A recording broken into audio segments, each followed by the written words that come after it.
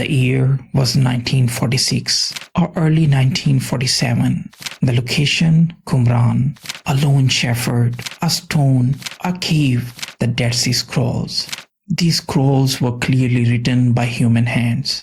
But for what purpose? And in what era? The Copper Scroll, 64 hidden treasures, Bute Sakina, Temple of Solomon, and the descent point of Banu Salwa, the Book of Enoch. And these are the Dead Sea Scrolls, only on JinnZaar.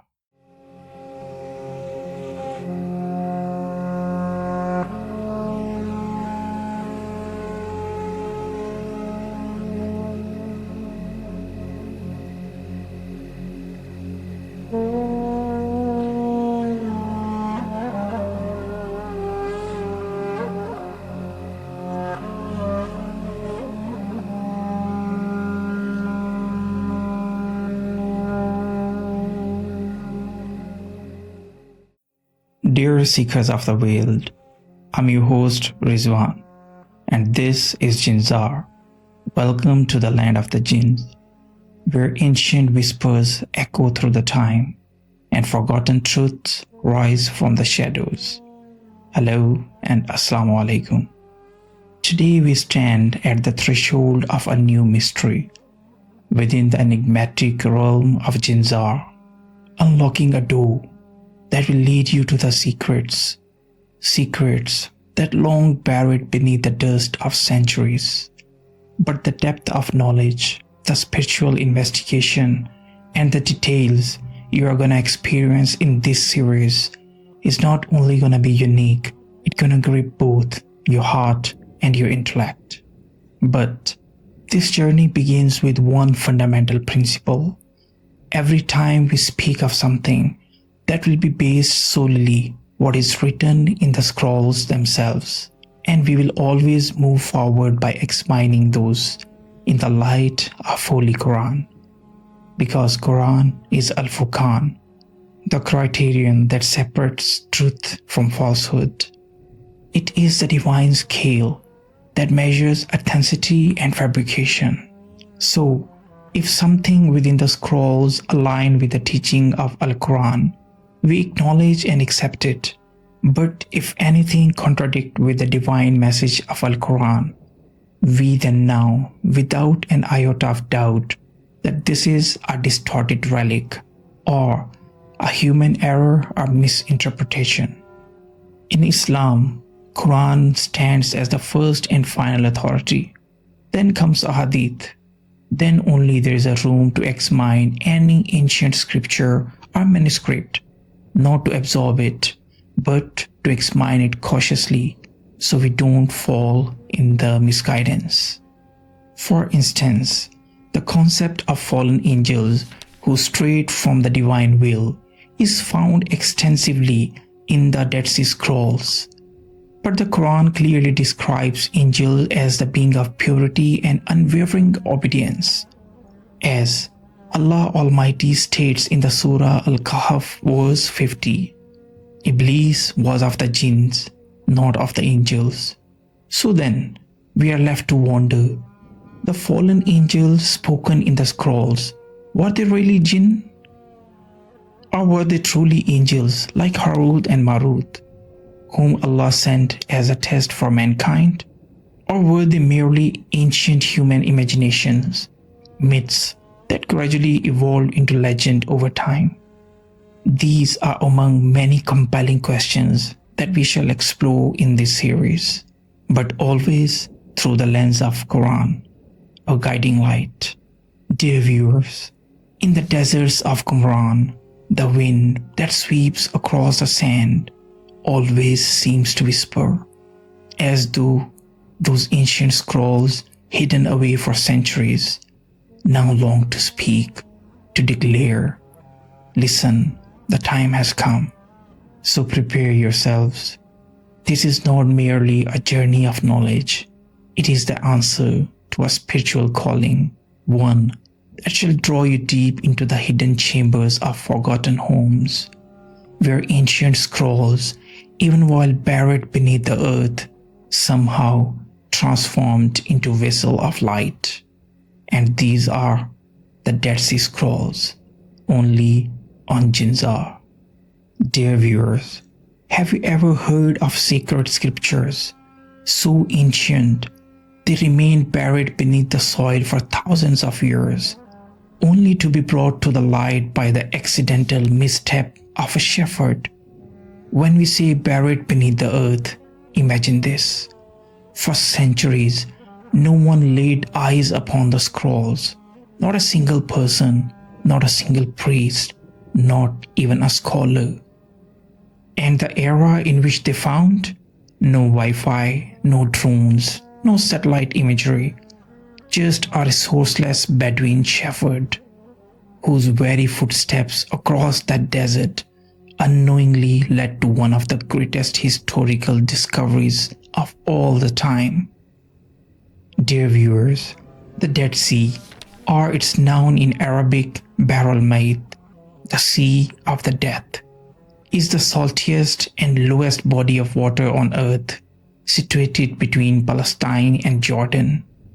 Its waters host no fish, no visible marine life, and yet, within the barren desert, a revelation of spiritual magnitude unfolded through ancient manuscripts. Scrolls that would go on to shake the foundation of Judaism, Christianity, and other religious ideologies, and whose revelation would compel the rewriting of religious history. Take, for example, the Talmud, an essential pillar of Jewish culture and tradition. Many passages within Talmud echo the words found in Dead Sea Scrolls, but there were also sterling contradictions, introducing doctrines that left rabbinic scholars of that era in disbelief. Similarly, the discovery of an ancient version of Book of Isaiah, which the scrolls helped confirm, stood as a proof that many biblical texts had once existed in the older forms more close to original and had since undergone modification and fabrication. Now let us begin the actual tale. The year was 1946 or early 1947. The location, Qumran, on the northwest shores of the Dead Sea, within the present-day West Bank. In those days, Qumran was drenched in golden sunlight, its silence pieced only by the sound of wind. All around, endless sand, stone and solitude all around. There, a young Bedouin shepherd named Muhammad al-Deeb was wandering through the deserts with his goats. It was an ordinary day, no war, no expedition, no missions, just the heat, the sand, and the rhythm of daily life as he followed his herd across the Qumran's rocky terrain.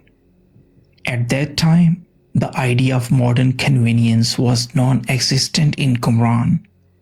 Even human footsteps were rare in such a desolated landscape. This is a place where the sea sat lowest in elevation, and where even the air seemed to move reluctantly. Soon, he noticed something strange. One of his goats was missing. As he searched for it, he came upon a large rocky ledge, and near it he noticed an opening in the cliffside, something resembling the entrance of a cave. The desert was silent, but something in the young shepherd's heart stirred with unease. He picked up a stone and threw it into the cave's opening. What followed was a sound of pottery shattering. This sound stirred him. When he finally ventured inside, he saw massive jars, not made of glass, nor the stone, but of clay, in a style reminiscent of ancient Persian storage, similar to those once used in the civilization of Babylon or Assyria. Inside these jars were ancient manuscripts, long roll of scrolls dried like leather, as though someone had deliberately sealed them from the air and entombed them in these vessels, turning this cave into their tomb. These scrolls were clearly written by human hands, but for what purpose and in what era? At that time, Muhammad al-Deeb had no idea what he had found. He only understood that he had stumbled upon something strange and extraordinary.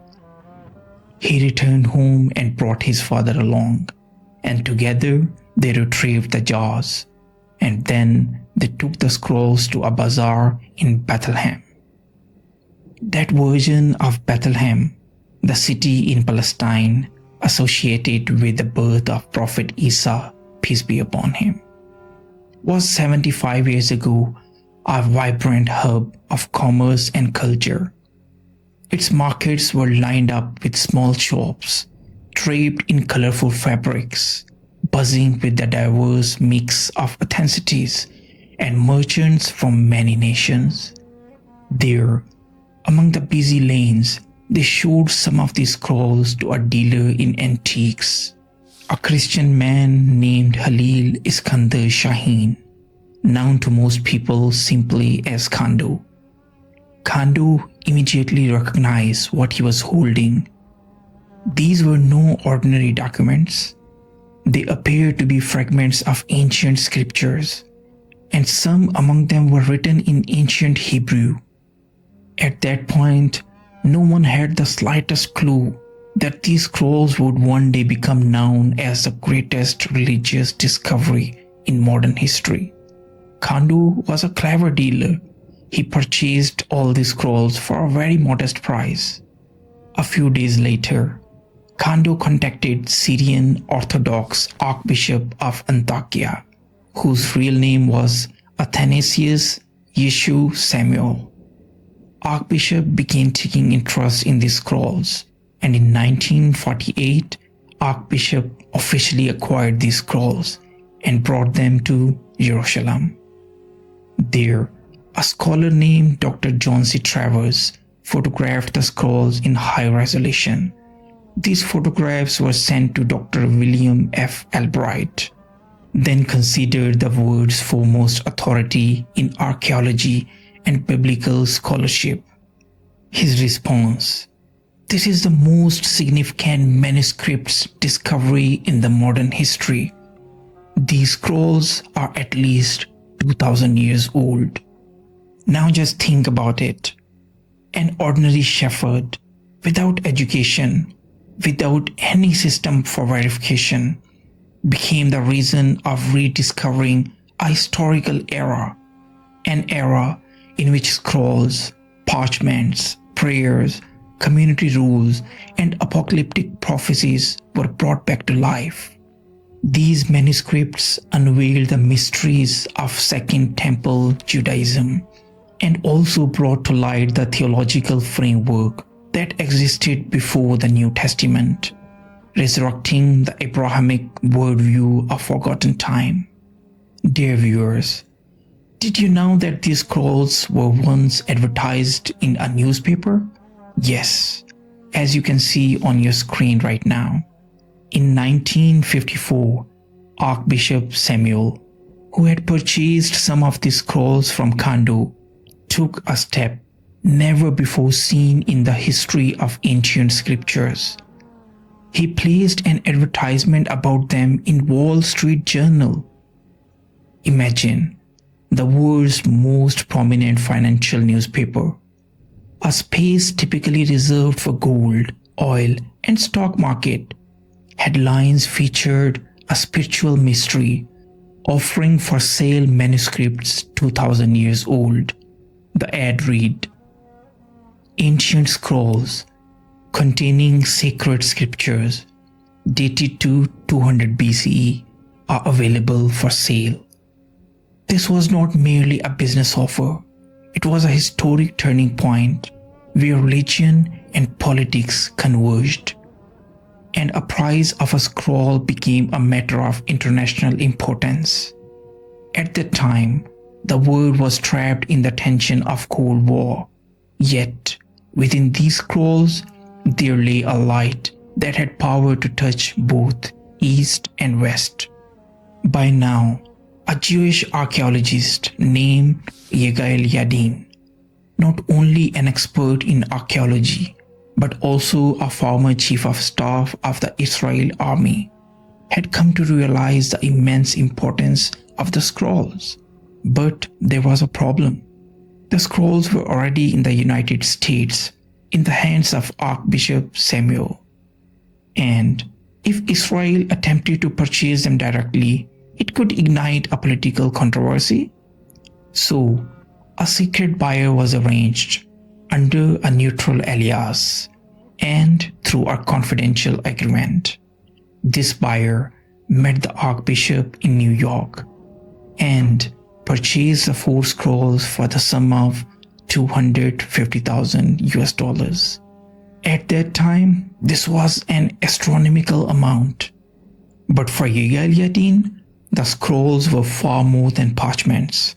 To him, they were fragments of a lost identity, a forgotten echo of a nation buried in the sand 2 millennia ago.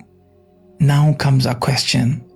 Was this just a single cave, or were there more caves yet to be discovered? Yes, dear seekers.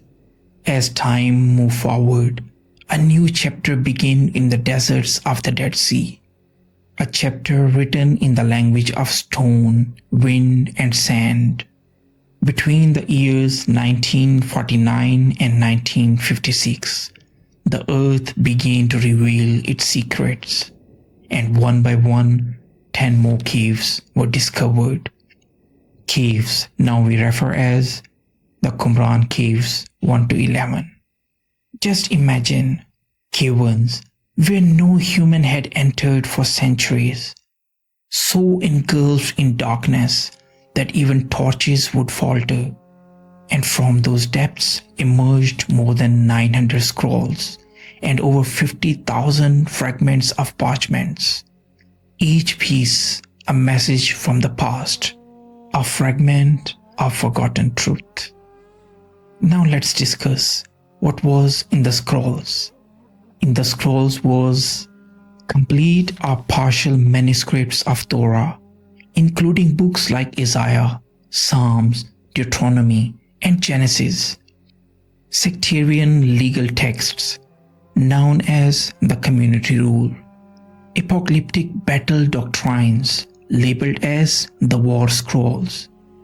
Collections of poetry and prayers called the Thanksgiving hymns.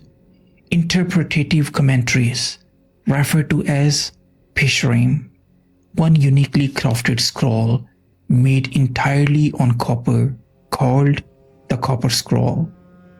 Written not on parchments but on the thin sheets of hammered copper, holds a mystery so great it claims to list 64 hidden treasures buried across the ancient lands.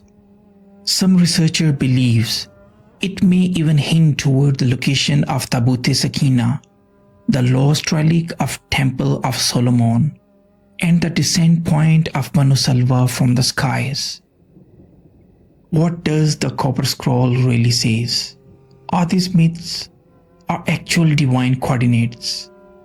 We shall uncover all of it in episode 4 of this series.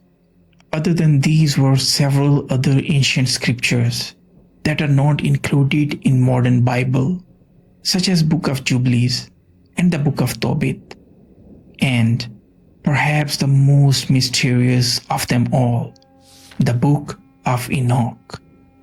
Dear viewers, these scrolls revealed the truth so powerful, they shook the very foundation of Judaism and Christianity.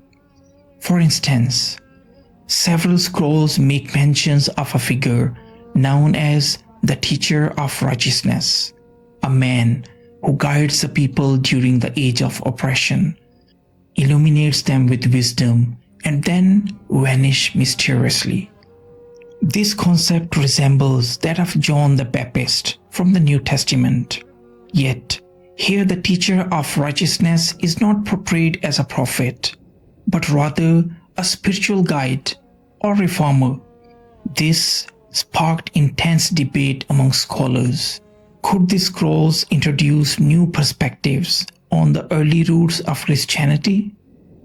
And now, let's turn toward the events that unfolded after 1967. Dear Seekers, 1967 was not merely a year in history, it marked a turning point where politics, war, and archaeology collided over the future of the Dead Sea Scrolls. During the Six-Day Arab-Israel War, Israel seized the control of East Jerusalem, the very location where the scrolls had been kept. And in the months that followed, the scrolls, once guarded by the church, later handed by the archaeologists, now came under the administration of Israeli government. Israel then transferred the scrolls to a specially constructed facility known as the Shrine of the Book. This was a dedicated wing within the Israel Museum in Jerusalem, built exclusively to house the Dead Sea Scroll. Even its architecture appeared symbolic. A wide dome overhead, facing a wall made of black stone, as though light and darkness stood in direct confrontation. Inside, the scrolls were preserved within the climate-controlled glass chambers. Heat, humidity, and light all were digitally regulated, so that not a single word of these manuscripts would be lost to decay. At that time, only a handful of elite scholars were granted access to the scrolls. For the rest of the world, the scrolls remained a sealed mystery. Now rises the crucial question: how did the academic world finally gain access to these scrolls? In the 1990s, as the world transitioned from fax machines to email and from libraries to the internet, a movement began among the scholars, a protest echoing through the corridors of academia. Why are these scrolls in the hands of only a selected few? Is the history to be controlled only by those in the position of power? To amplify the pressure, researchers published journal articles and raised their voices in academic conferences around the globe. The outcry grew so persistent that the Israeli government was eventually compelled to act. It was decided that the scrolls would be released in the public domain. For this purpose, first, microfilm copies were produced. Then these were digitally scanned, and with the help of partnership with the Google, they were officially published online under the name the Leon Levy Dead Sea Scrolls Digital Library. And even today, you can access these digital scrolls yourself right now on the websites of Google and Israel Museum. This was a turning point in the internet age, where knowledge, research, and technology joined hands. And those scrolls, once hidden deep in the darkness of Qumran's caves, could now be studied by anyone with a screen. And today, whether you are a student or a seeker, whether you are in New York, Multan, Amman, or Tokyo, you can view these scrolls and attempt to understand for yourself what were they trying to say. And now, dear viewers, let us look at all of this through the lens of Islamic perspective. Because from this point forward, we are stepping into a domain that is not merely archaeological or historical, but deeply intertwined with the spiritual inquiry, faith, and the core values of Islam. Although the Holy Quran doesn't offer any direct or explicit reference to the Dead Sea Scrolls, however, Allah Subhanahu wa Ta'ala says in Quran, "We have sent a messenger to every nation. Each messenger came with a message and a scripture." This means that throughout all era and civilizations, Allah Subhanahu wa Ta'ala sent His divine message through books and scrolls to every people. Today, only a handful of those names remain known to us, such as Zabur, Torah, and Injil. In another verse, the Quran says, "We have mentioned some prophets to you, and others we have not." So, is it possible that among the Dead Sea Scrolls are the scrolls associated with the prophets that are not mentioned by name in Quran? Could these scrolls have been written by the people who once followed a prophet but later withdrew from the word? And if these scrolls are remnant of some long forgotten divine message, then might they represent a faded reflection of that true religion of Tawheed that every prophet was sent to deliver? Perhaps that's why the modern Islamic scholars, including Dr. Zakir Naik, as well as many other Dawa experts, still explore the books of other religions, even though already altered, but still they are able to extract what remains of Tawheed and prophethood. These scrolls are so powerful evidence that the scriptures of Jews and Christians did indeed suffer from corruption over time. But the original message has always been rooted in Tawheed. These scrolls repeatedly speak of one God, obedience to Him, final judgment, and the eternal struggle between light and darkness, all of which are in alignment within the core theme of the Quran: Tawheed, Taqwa, and belief in afterlife. In many scrolls, we also find recurring mention of an apocalyptic prophecy, a final battle between the sons of light and the sons of darkness. Is this the concept similar to what the Islamic teaching says about the final war between Hazrat Isa a.s. and Hazrat Imam Mahdi a.s. and the forces of Dajjal? Could the battle mentioned in the scrolls be describing the same spiritual war that will take place before the Day of Judgment? Guys, we do not conclude such things, but we do investigate, and we ask questions, and we seek answer in the light of Holy Quran. Now, dear viewers, let's examine the current state, the locations, and the present condition of the scrolls in the modern world. Today, the Dead Sea Scrolls are no longer just a mystery sealed within a tomb. They have become a global scholarly pursuit. Their authenticity, their origin, and their preservation are being studied and protected by some of the most prestigious institutions in the world. Among the most significant locations where the scrolls are currently housed are the Shrine of the Book, Jerusalem. This is considered the true home of the scrolls. Here resides the scrolls that first drew the attention of the world. Even today, visitors come to the site, not unlike pilgrims visiting a sacred shrine, but here, instead of stone grave, there are fragments of scrolls, each piece of parchment or leather carrying the breadth of 2000 years past.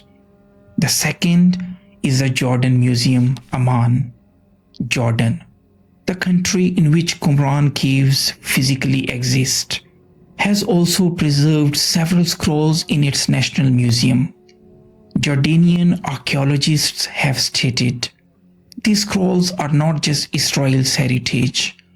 They belong to all those who believe in the divine message of God. Third is private collections.